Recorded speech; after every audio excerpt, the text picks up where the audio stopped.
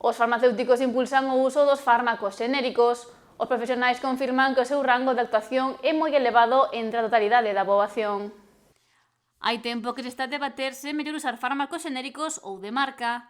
En esencia, os dous están formados polo mesmo principio activo e coñecemos máis en detalle as súas características grazas a un profesional farmacéutico. Ese a típico debate que hai desde fai moitos anos, cando saíron. Evidentemente, a calidade das marcas está aí. As marcas, digamos, actúan nun rango sanitario pois, deste tipo, por exemplo, porque teñen unha calidade tanto no principio activo como nos excipientes o máximo total. Que pasa? Os xenéricos, bueno, os xenéricos teñen un marxe máis reducido.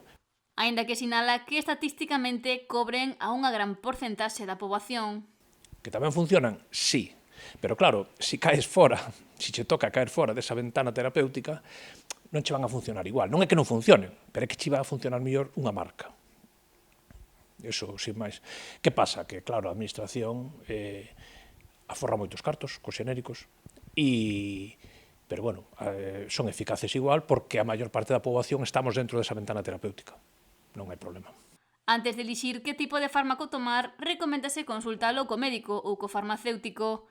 Na mirande parte dos casos, as farmacias ofrecenlle a opción do xenérico e da marca para que a persoa decida que medicamento prefire levar.